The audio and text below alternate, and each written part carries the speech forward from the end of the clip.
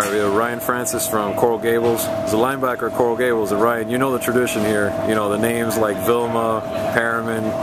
What do you think? What's it like to put on that uniform and know that you're representing a proud tradition at Coral Gables? Well, it's great, like, because one of Denzel's my cousin, so I'm just gotta try to look up to him, try to just look at him, try to see what's going on.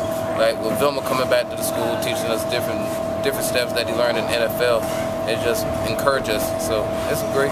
How often was Jonathan here?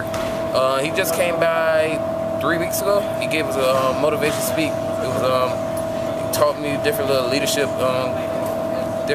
things, like how to be more vocal and just encourage your teammates, and I like that. Okay. Is he going to be more involved with the once in a while? I mean, I know he's still got to go back and everything, but I think so, because him and Pollard being best friends and stuff. So right. He'll probably be back more than once.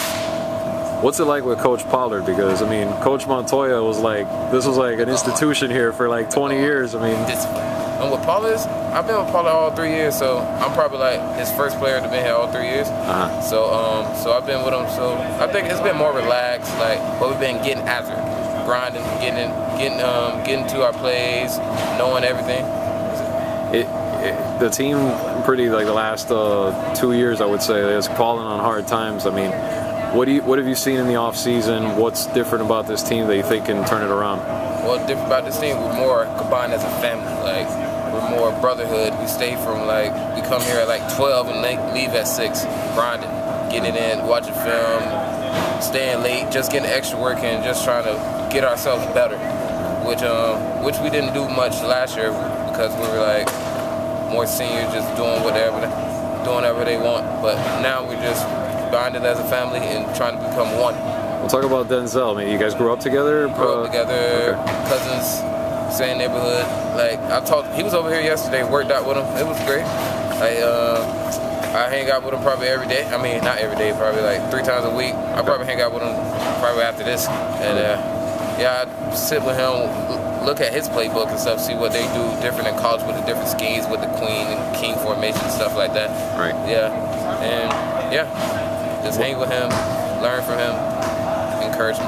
Denzel was always a very confident guy. I know, like he was one to not like talk about other teams, but he always had a very confident like demeanor to him. I mean, what have you learned? What did you learn from seeing him as a player growing up?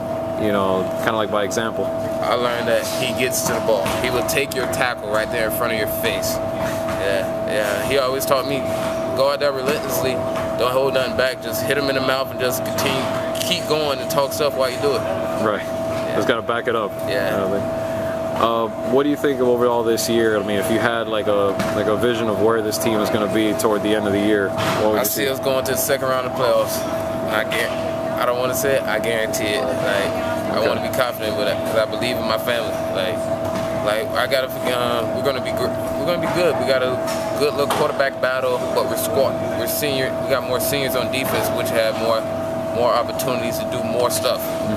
So yeah. How many quarterbacks involved? It's like 3, right?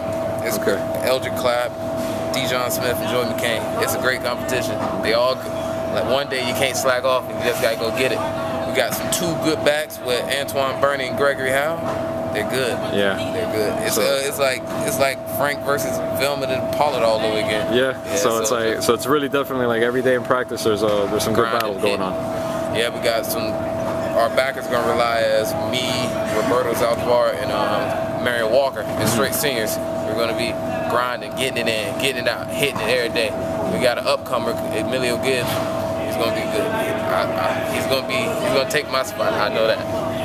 Well, what about you for college? I mean, what's it looking like right now? Well, anybody offered you yet? Nah, nobody offered me yet. Okay. But I'm getting contacted by UCF, USF, FIU, FAU, North Carolina State, Mississippi State, and I'm liking the Ivy Leagues that have been calling me because of my grades. What's your GPA now? I got a 3.4. Okay. Yeah, it's coming along. Did you take your tests already, or? Yeah, I got a 20. 20. Okay, good. I'm trying to do well.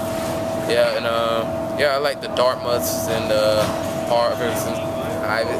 Okay. Because after football, you can't, like, you gotta have a backup plan. True. And coming after those schools, you're guaranteed to make $100,000. So I look at stuff like that. Right. What would you like to do? Let's say if it's outside of football, any career in mind? Or? I want to be a business management and an accountant.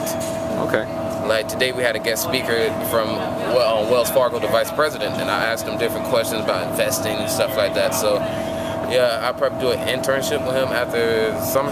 Okay. Yeah. So what do you see yourself, what kind of like business, like running some kind of a business? I mean, what do you kind of see yourself doing? I want to run a business, invest in business on like sports, like agencies and stuff like that, different clinics and stuff like that. All right. So I can get back to the community. Okay. So I might see you out in being representing somebody in the future, big time, you know. If not, if it doesn't, unless you're the guy, and you've got your own agents and everything like that. Exactly. Okay.